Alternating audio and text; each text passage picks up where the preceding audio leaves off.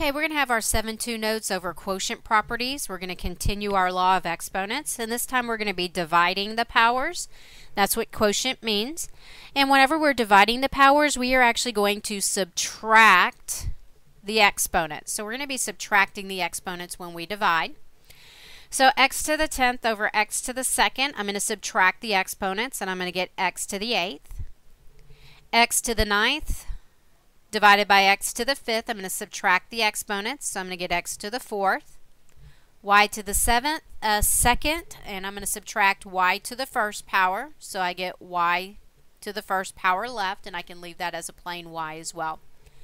When we have coefficients, we're going to divide those out, so 24 divided by 6 is 4, and I'm going to subtract the exponents, x to the 4th. Okay, I'm going to divide my coefficients again. I'm going to get negative 4. And I have 4 minus 1, so that's going to give me x to the 3rd power. And 3 minus 2 is going to give me y to the 1st power. So when division is our operation, we're going to, what are we dividing and what are we subtracting? The bases are being divided.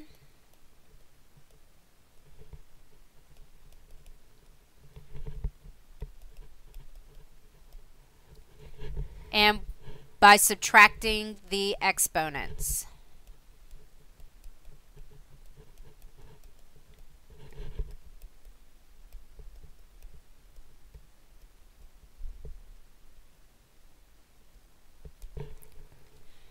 Okay, I'm going to move down.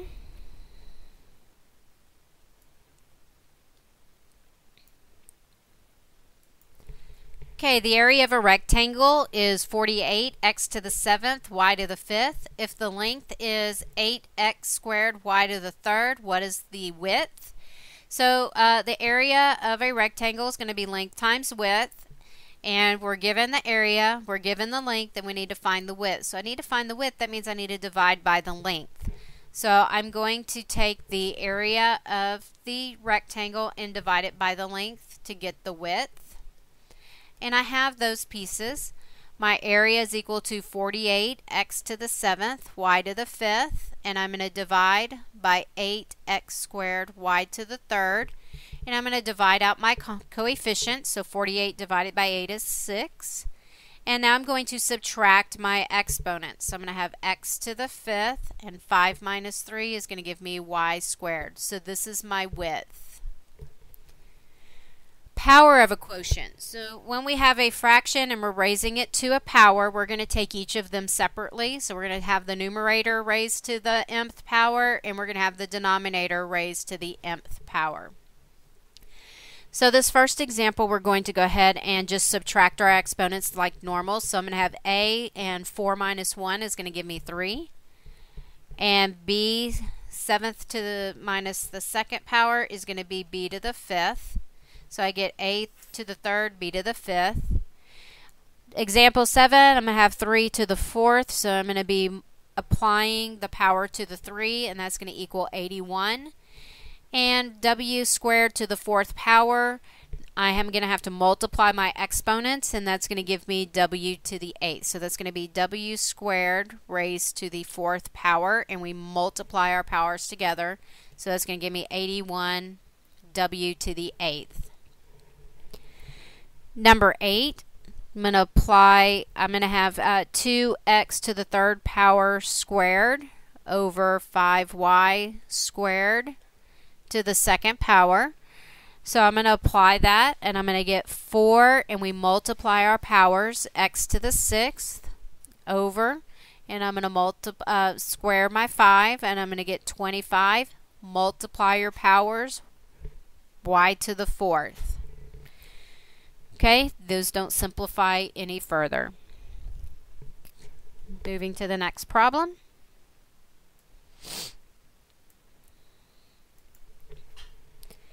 Okay, number 9, I'm going to apply 4 to the 3rd power. That's going to give me 64. I'm multiplying my powers together, so that gives me x to the 6th over 4 squared is 16, and x raised to the 2nd power we multiply is going to give me x squared. I'm going to simplify by dividing my coefficients. That's going to give me 4. And then I subtract my exponents, giving me x to the 4th. Number 10, I'm going to go ahead and multiply my bottom expression out. So I'm going to get negative 30 x to the 5th, y to the 3rd, over 15. And when I multiply powers together, I add the exponents. So that's going to be x squared, y squared. And then I'm going to simplify it using the division. So I'm going to divide negative 30 by 15. I get negative 2. Subtract the exponents, x to the 3rd. Subtract the exponents, y to the 1st. Number 11, I'm going to go ahead and multiply my expressions out first. So I'm going to have 12 times 5 is 60. X times x squared, add the exponents, x to the 3rd. Y squared times y squared, add the exponents, y to the 4th. Over 5 times 4 is 20, and I have x and y. Now I'm going to use the division. So 60 divided by 20 is 3. Subtract the exponents when dividing. So 3 minus 1 is 2, so I get x squared. And 4 minus 1 is 3, so I get y to the 3rd power. Number 12, I'm going to go ahead and multiply those together. 18 times 4 is 72. Multiply x squared times x third by adding the exponents gives me x to the 5th. Y times y to the 5th means I add the exponents and I get y to the 6th. Over 2 times 3 is 6. X times x gives me x squared. Y times y squared gives me y to the 3rd. So I'm going to simplify this using division. So 72 over 6 equals 12. And I'm going to divide my exponents, and I'm going to divide my bases by subtracting the exponents. 5 minus 2 is 3. 6 minus 3 is 3. So I get 12 x to the 3rd, y to the 3rd.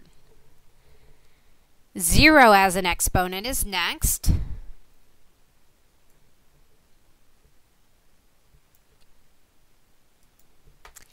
Since we see division, we subtract the exponents. What happens to the b? X to the 5th expanded, means that we have x times x times x times x times x over x times x times x times x. And using our laws, well, that equals 1, that equals 1, that equals 1, that equals 1, that equals 1. So using our laws, it equals 1. So when something is divided by itself, what is that quotient? That quotient equals 1. So, therefore, anything to the 0th power equals 1. Try it. Take your favorite number to the 0th power. It will equal 1. So that means, for example, 13, this whole expression raised to the 0th power equals 1. 5x squared y divided by 10xy to the 5th raised to the 0th power equals 1. 3x to the 4th raised to the 0 power, that equals 1. Which leads me to simplify the rest of the expression. 16 divided by 8 is 2, and I subtract the exponents. I get x to the 3rd.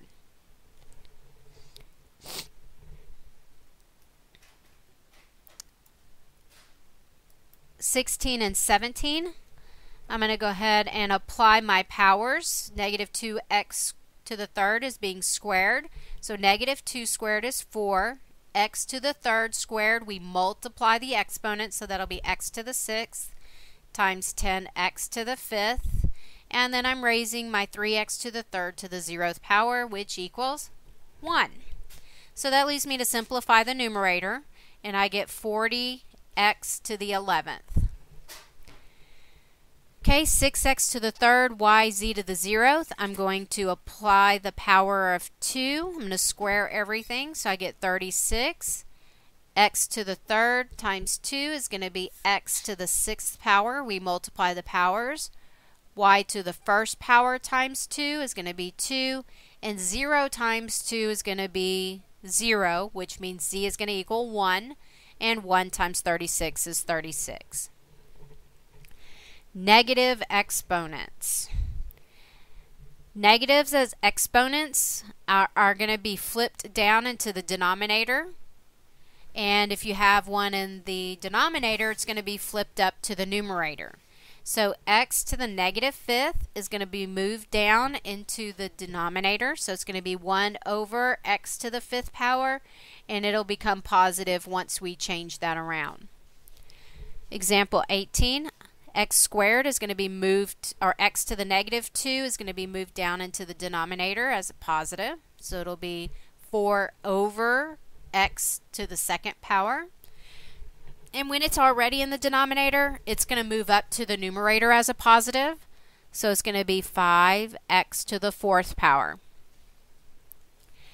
Number 20, y to the negative 6 is in the denominator, so that's going to be moved up to the numerator. It's going to be negative 8x squared, and then that y to the sixth power is going to move up to the numerator. Okay, I'm going to go ahead and multiply my coefficients together, and I get 12. And I'm going to multiply my x's together. That means I'm going to be adding the exponents, and I get x to the negative third. And I'm going to be adding my exponents together for my y's, and I get y to the third.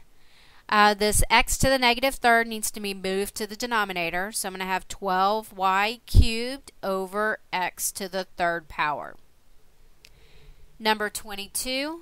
I'm going to divide that out, so negative 15 over 3 is negative 5. Dividing, I'm going to subtract my exponents, so that means I'm going to have x to the negative third power. Subtract my exponents, I'm going to have y to the fifth power, and that means this negative 3 needs to move down into the denominator. So negative 5 y to the fifth over x to the third power. Okay, our last three examples. I'm going to apply the power to the coefficient, so that's going to be 3 squared, which is 9. X is going to be multiplying powers together, so that's going to be x to the negative 6. 5 times 2, I'm going to have y to the 10th power. And 0 times 2 is 0, and z to the 0th power is going to equal 1, so 1 times 9 is 9. I have the negative 6, that's got to be moved down into the denominator, so I'm going to have 9y to the 10th over x to the 6th power. Number 24, I'm going to divide out. 27 divided by 9 is 3. I'm going to subtract my exponents because I'm dividing, so I get x to the negative 3, y to the first power, and z to the negative third power. Negative second power. My negative powers are going to be moved down to the bottom, so I'm going to have 3y over and x to the third power, z to the second power, so that z gets moved down into the denominator as well. 64 divided by negative 16, I'm going to go ahead and divide that out, and I get negative 4. I'm going to subtract my exponents, so I get negative 2 minus 4. So that's going to give me x to the negative 6. 5 minus negative 4 is going to make that a double negative and make that positive. So that's going to be y to the 9th. And negative 2 minus negative 3 is going to make a double negative and make that positive and make it z to the first power. So my x to the negative 6 gets moved down to the denominator because it's negative. So I have negative 4 y to the 9th, z over x to the 6th power.